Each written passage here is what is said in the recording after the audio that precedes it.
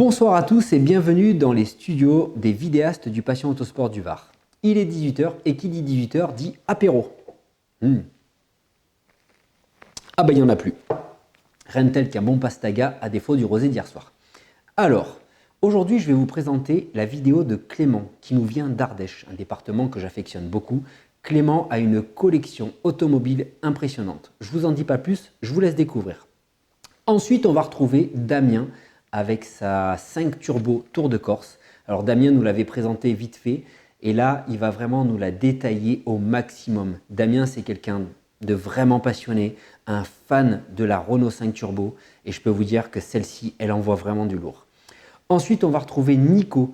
Nico et sa Lotus avec des options Lotus. Et quand je vous dis options Lotus, vous allez voir, c'est vraiment la vérité. Il nous a fait une petite vidéo humoristique. Nico, on peut le retrouver sur sa chaîne YouTube aussi, Planète Piston. Il fait des petits reportages sympas. Donc, présentation de Nico et sa Lotus. Et on finira avec Didier qui va nous présenter une petite Renault 5 avec un historique vraiment sympa. Je ne vous en dis pas plus non plus. Visionnez tout ça avec un bon apéritif et des cacahuètes dans Passion Autosport du Var. Bonjour, je me présente, Clément du sud de l'Ardèche. Alors comme vous pouvez le voir, là je vais vous présenter en premier temps une Golf 1 GTI 1800 qui déploie 112 chevaux et qu'on l'a dans la famille depuis 93. Alors donc voilà, donc on a mon père, donc il a depuis plus de 25 ans maintenant. Donc il a fait mettre un kit Karmann, donc chacun ses goûts. Donc voilà, donc là je vous fais faire un petit tour. Voilà, donc c'est la voiture familiale, c'est celle qui nous a fait mordre à la passion. Donc c'est dans celle-là que j'ai grandi et c'est celle-là que je conduirai plus tard, du moins je l'espère. Alors je vais vous montrer l'intérieur. Hop, avec la bonne odeur des Golf de l'époque. Voilà. Donc elle est globalement en bon état, un peu dans son jus, il y a encore quelques petites restaurations à faire. Mais voilà. Donc je reviens tout de suite, je vous montre le moteur. Voilà le moteur ouvert, les petits 112 chevaux. Donc j'ai fait mettre une barre anti-rapprochement, du moins plutôt mon père. Donc voilà le moteur. Donc je ne m'y connais pas plus en mécanique, je vous avoue, pour être honnête. Et voilà, donc on va passer à la prochaine voiture. Il y en a 5 en tout si je me trompe, donc on se retrouve tout de suite. Bon, après avoir vu la Golf 1 GTI 1800 juste avant, on passe à une Fiat 500, la Nueva 500 comme on l'appelle. Exactement, là on a la Fiat 500L, donc on peut la reconnaître à ses pare-chocs chromés. Donc voilà, donc celle-là, on l'a depuis moins longtemps dans la famille, c'était le cadeau d'anniversaire de ma mère. Donc voilà. Hop, donc on a fait mettre une petite plaque pour la rehausser parce que ces moteurs ça chauffe vite. Je vais vous montrer l'intérieur. Hop, on appuie sur le petit bouton et on rentre dans le petit pot de yaourt. Voilà. On a mis la petite voiture en miniature pour être raccord. Et donc voilà, donc là je sais pas si c'est bien important pour vous montrer le moteur, mais je vous retrouve tout de suite avec le moteur. Après avoir ouvert ce petit capot, on se retrouve avec le 18 chevaux, le moteur de guerre comme on l'appelle. Donc je vous avais pas montré tout à l'heure, on a fait mettre la petite sacoche, donc je vous montre plus en détail, mais comme je vous ai dit, je suis pas bien connaisseur. Donc voilà, donc on se retrouve avec la voiture suivante, à tout de suite. Bon, on se retrouve avec la troisième voiture, comme vous avez pu le reconnaître, la 911, la fameuse, la type G. Donc on a dans ce cas une Porsche 911 3 litres 2 Carrera cabriolet de 1984. Alors elle a la boîte 915, contrairement à pas mal de son époque, c'était un peu le combat. Voilà, je vous la montre d'ensemble un peu. Ah, j'ai pas fermé le capot avant. Bon, c'est pas bien grave. Voilà, je vous fais un petit tour. Voilà. On va aller voir l'intérieur tout de suite et après je vous montrerai le moteur et je la ferai démarrer parce qu'elle a un beau bruit pour être honnête. Hop, on ouvre le fameux bruit. Une petite clé toujours à gauche chez Porsche. Hop, à l'arrière, pour être honnête, en ayant vécu ça, c'est pas le plus agréable. Donc voilà, on se retrouve tout de suite, je vais vous montrer le moteur et après on va la démarrer parce que qui dit Porsche dit un beau bruit. Bon, à tout de suite. Bon, nous voilà devant le petit Flat 6 qui déploie 231 chevaux. On a les petites étiquettes d'époque. Donc comme je vous ai dit, bon, je vais me répéter souvent, mais je ne m'y connais pas trop. Donc je sais que c'est un flat 6. Voilà, je ne peux rien vous dire de plus. Je vais la refermer et je vais la démarrer. Hop. On rentre. Hop. On fait attention, on ferme la porte. Le petit bruit des Porsche. On embraye. Hop. Dans quel sens déjà? Ah voilà.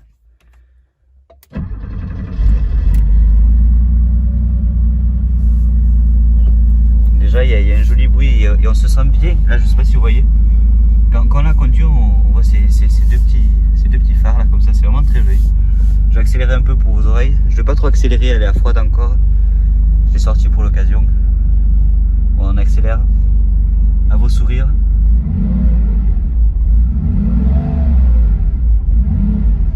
On va se mettre dehors. Hop.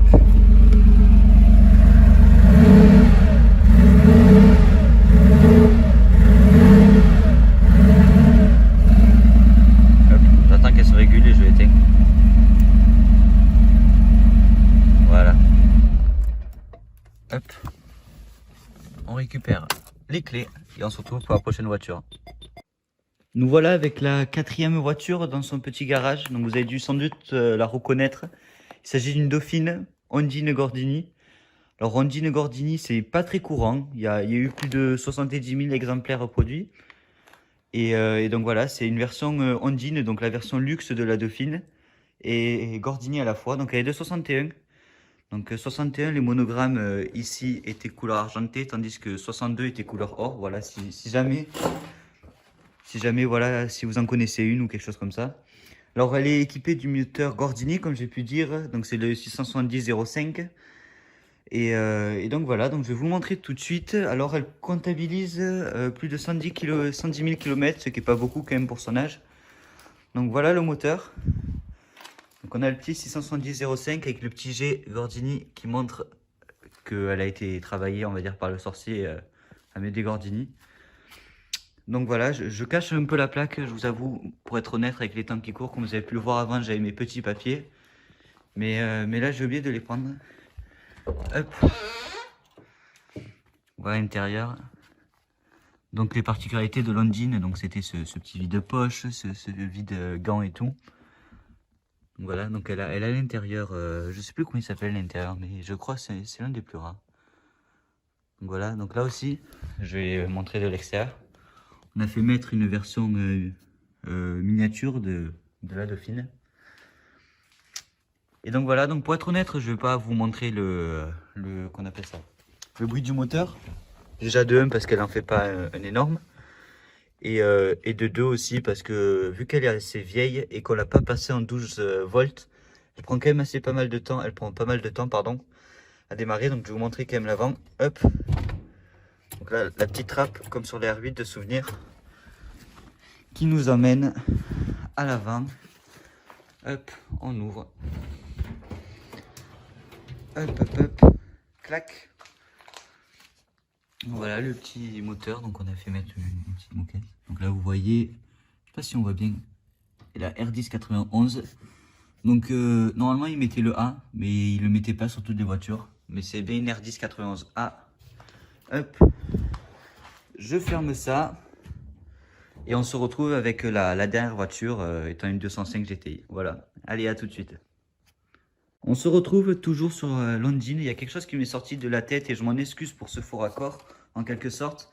Donc comme nous l'a demandé Mathieu, et même si ça me tient vraiment à cœur de le faire, donc je vous invite tous, pas d'exception, de soutenir le corps médical et toutes les personnes qui se situent au front de cette saloperie de virus. Donc faites comme moi, vous pouvez rester chez vous et ça va sauver de nombreuses vies. Et si vous avez du temps à donner, il y a des sites internet comme, je ne sais pas si je le mettrai juste en dessous là, mais il y a des sites internet qui proposent de l'aide, venir en aide aux personnes âgées ou des choses comme ça, ou même les infirmiers, les choses comme ça qui sont au front.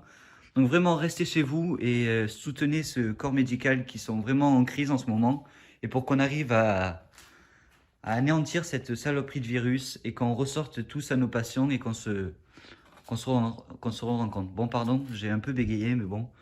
On se retrouve avec la dernière voiture qui est une 205 GTI. A tout de suite. Bon, on se retrouve avec la dernière voiture, une 205 GTI, litre 9, comme vous allez le voir ici. Donc on a les vraies jantes de litre 9, mais on a préféré mettre les jantes PTS. Donc je l'ai laissé tourner parce qu'elle a eu un petit problème de batterie, comme ça peut arriver souvent avec nos anciennes. Même si c'est la plus jeune, elle est de 94, c'est-à-dire qu'elle a les vitres électriques et tout. C'est une des dernières produites. Elle a 122 chevaux catalysés, 1 litre 9, comme vous pouvez le voir. Donc comme je disais, les jantes. Et donc on va directement rentrer. Je fais le tour. On sort directement à le petit pot amateur de beau bruit. Voilà. Hop, on ouvre la porte aussi. On rentre. Donc intérieur GTI. Voilà, voilà. Des petites moquettes GTI. On rentre. Donc pour être honnête, c'est celle que je préfère conduire. Je trouve que la position de conduite est vraiment agréable.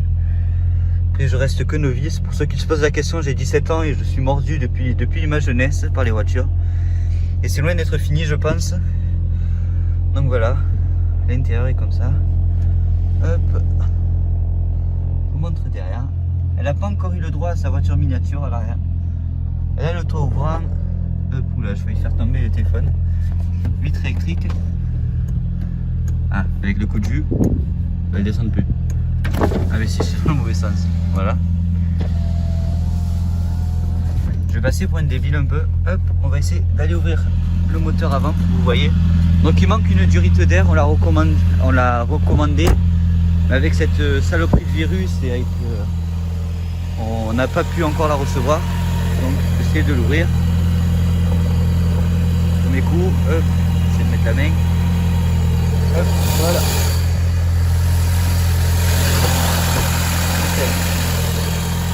Je m'écarte un peu.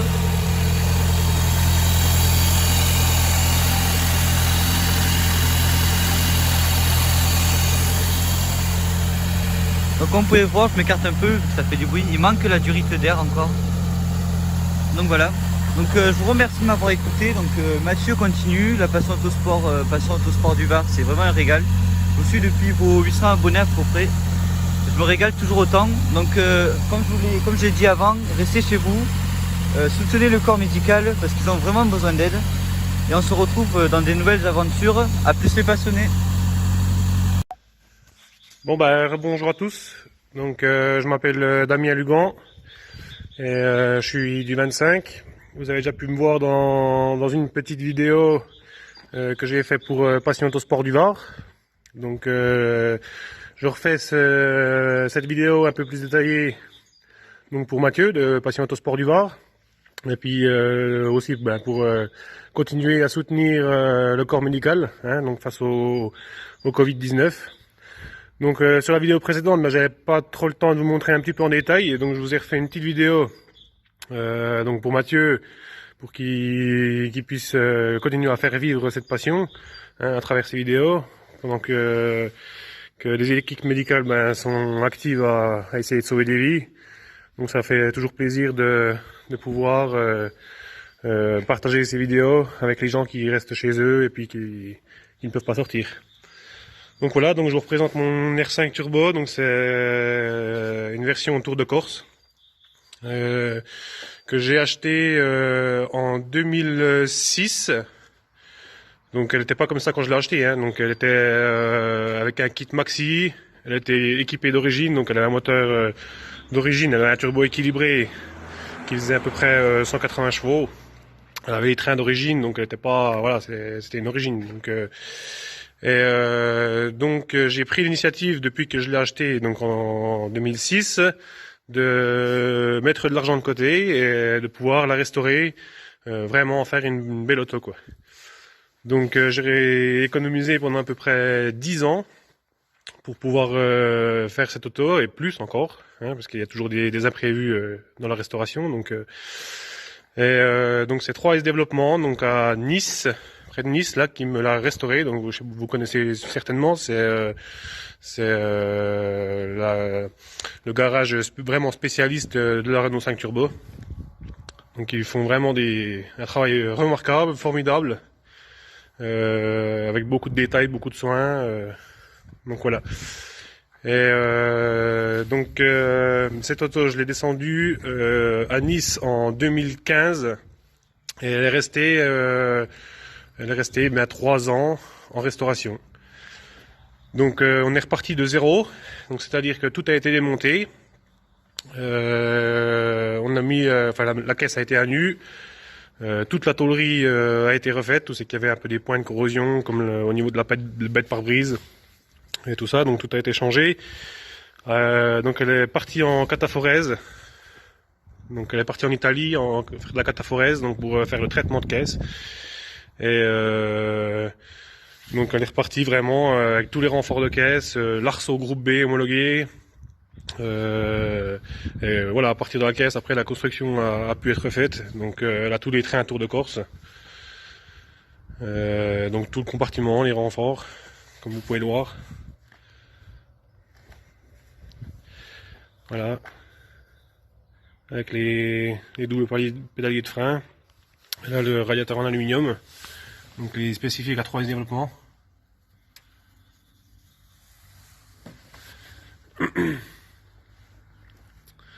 Donc elle a le pare-brise chauffant, des pneumatiques de 15 pouces, montée en Michelin TB. Donc il y a vraiment eu un gros boulot de fait sur cette voiture. Et je vous ai ouvert un peu le capot moteur pour vous montrer un peu le nerf de la guerre, comme on dit. Donc ça reste un 1397 suralimenté, donc elle a le carter sec, hein, comme vous pouvez le voir. Donc c'est le montage Tour de Corse, hein, avec l'alternateur déporté, toujours accessible. La boîte à vitesse, c'est une boîte à crabot Sadev.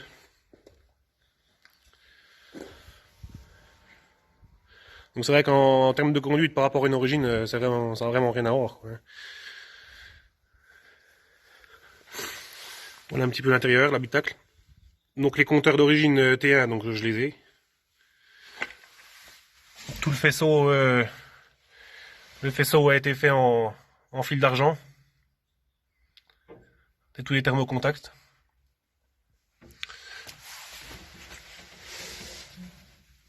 Avec les compteurs digitales pour la température d'échappement et puis la température d'entrée d'air, moteur.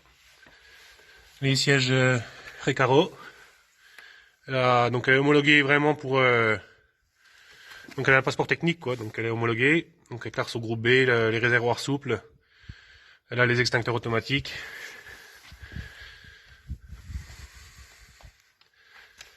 Les signatures des champions un peu sur la portière. Donc Ragnotti, Julien Saunier, Alain Serpaggi, que vous connaissez. Donc voilà un peu la voiture un peu plus en détail.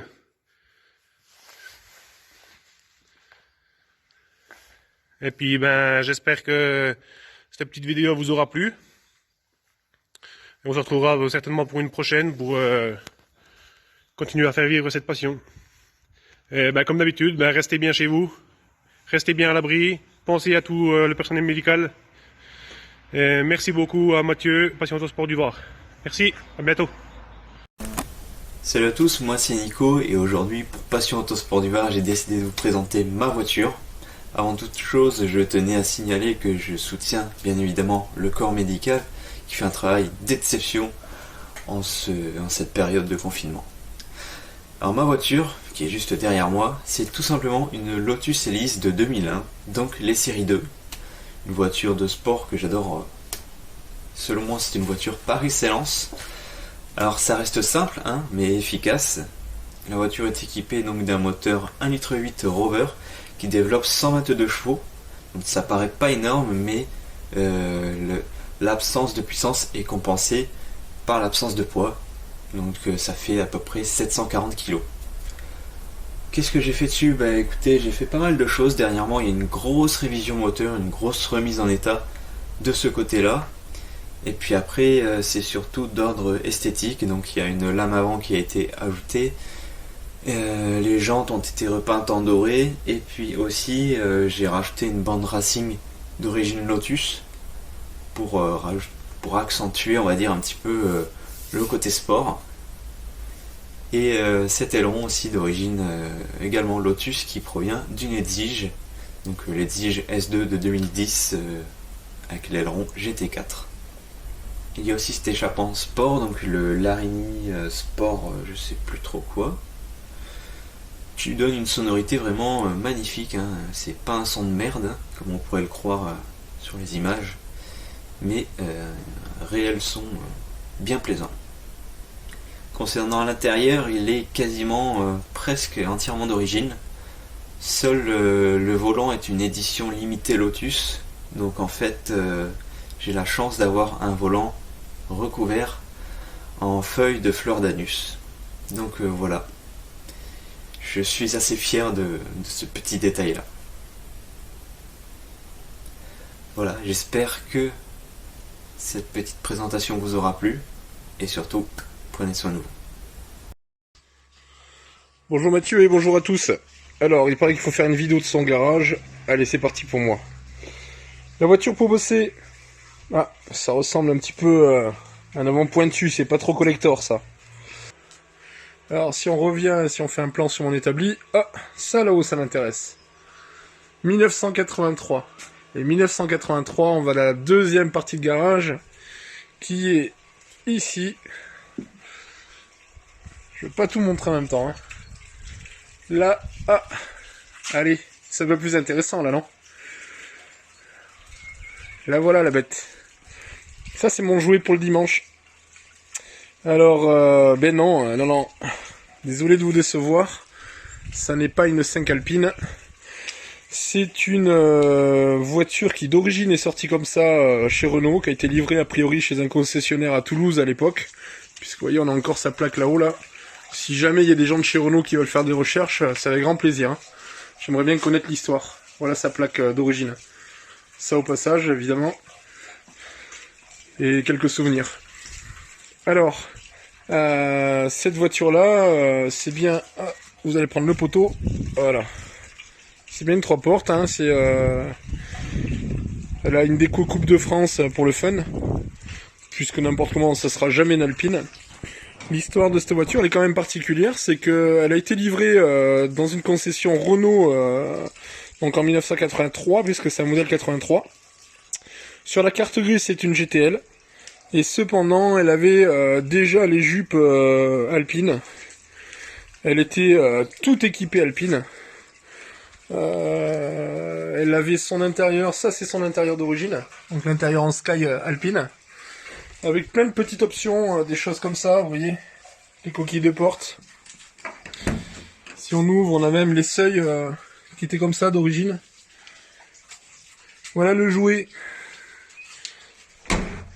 Quoi vous dire d'autre? Donc elle a été entièrement refaite il y a 1 an, en carrosserie. On est vraiment, voilà, maintenant sur un véhicule qui est quasiment neuf, puisque tout a été repris de A à Z.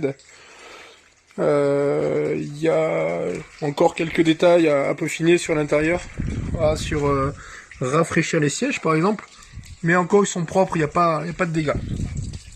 C'est pas vieux, il y a encore 15 jours, une réfection complète des jantes, donc là elles sont vraiment toutes neuves quoi.